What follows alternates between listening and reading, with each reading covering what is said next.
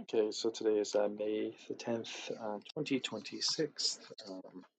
I just recorded the video entitled Update Issues Encountered and Resolved at Work. And that was the video where I talked about uh, some not so wonderful things that have taken place at work when I started. And they were really difficult to get through. And they could have had like some very major implications.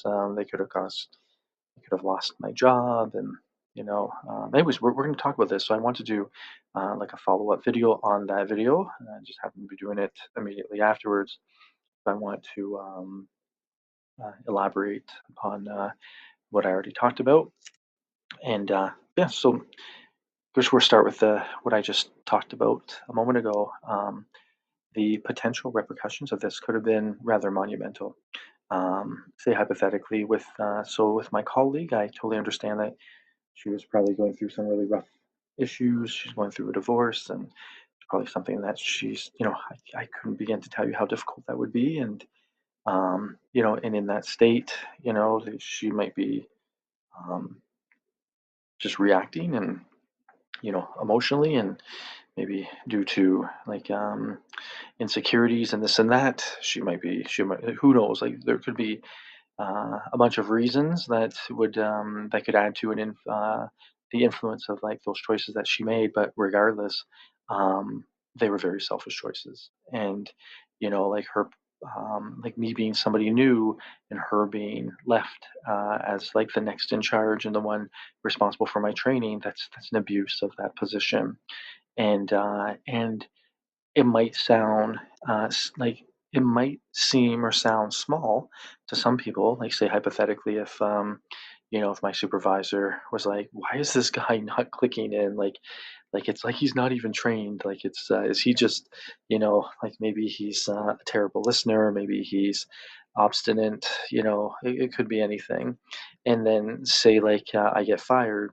Um, well, first and foremost, I just went from, like a situation where I was trying to get out of, like that crisis situation in that crisis period. And this was like just the next, maybe a rung on the ladder or like a step in a staircase. And getting fired can be very like detrimental. Oh goodness, it can be very discouraging, but also deflating. And then all of a sudden, it just opens you up to it opens the situation up to a lot of speculation. Why did they get fired? Sure, oh sure, the supervisor hit on them. Sure, or if you don't say anything, like it can make you look like you're a very negligent person who can't hold down a job. And so the implications of that could be very far reaching. And especially so for somebody who's part of the vulnerable population. Oh, goodness, it can provide like a little insight into some terrible things that can occur in work, or places of work, and how they can have such a profound impact on you. With the other woman, and just we're just talking about the gossip and the slander in general. I personally don't gossip because God has convicted me to not gossip, and like God hates gossip, and as it's recorded in the Holy Scriptures, and I think of in the book of Proverbs, is it six things that God hates and seven that He abhors, and but anyways, and praise God, I used to be a gossiper. That was like my main form of entertainment, and I used to bond on gossip. And it was still, goodness, praise God that He's changed my heart. So, anyways, but that gossip, I find like thankfully I wasn't involved in it, but I noticed even with my colleagues, like they were. While they're gossiping, they're not working. So their work ethic was not only lacking, but when somebody's work ethic lacks, the job and the duties still need to get done. So that means that there's um, one person doing more of the workload. So it's very selfish, and um, it's a very terrible thing.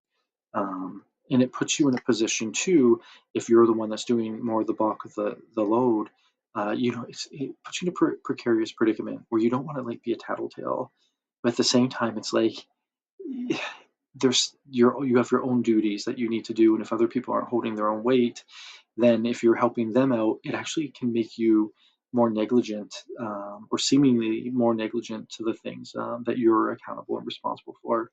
And um, and then it creates like strife in the workplace. It creates tension in the workplace, and it does the opposite of like bringing the colleagues together. So workplace cohesion, it causes like minor and major separations in communication, and also in respect for like the other person and for your colleague. And I don't mean like you're like losing respect for the person as a person, but you can definitely lose respect for somebody's ability to remain professional and to put the needs of like their colleagues and the workplace, above like their own immaturities.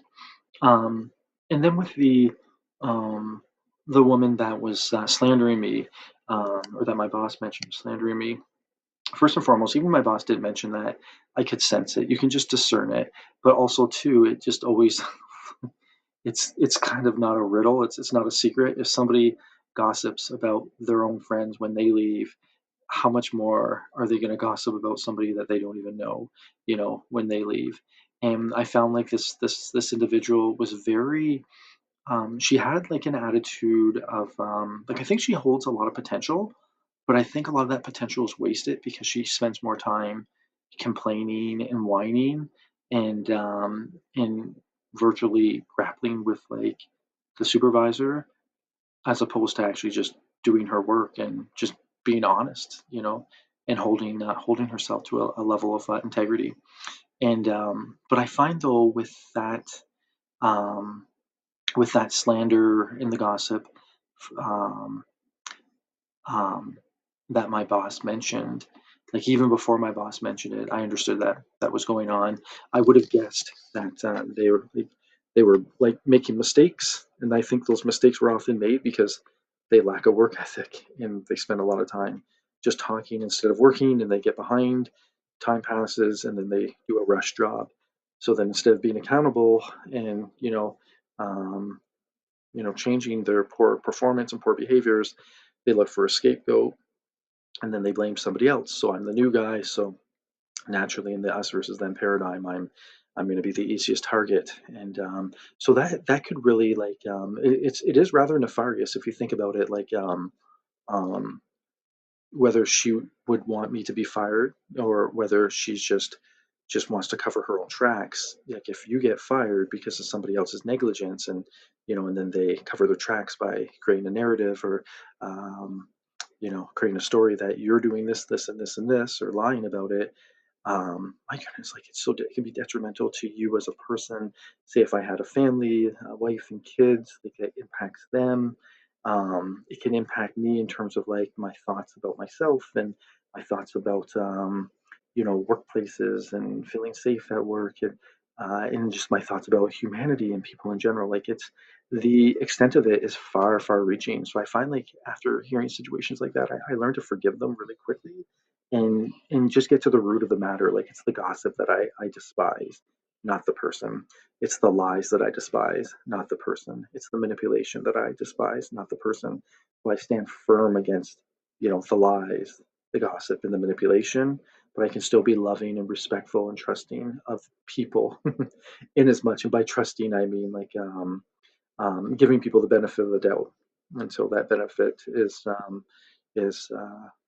is revealed to not be there, I guess, for lack of a better word. But anyhow, um, I find like for being a member of the vulnerable population, I find like there's many that I've found who are like the unpopular ones at work.